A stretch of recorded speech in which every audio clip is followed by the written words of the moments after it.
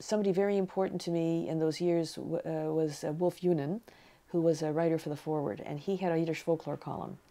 So he, every week in the Forward, I think it was weekly, a weekly column from Folksmoil or something like this, which was a Yiddish folklore column.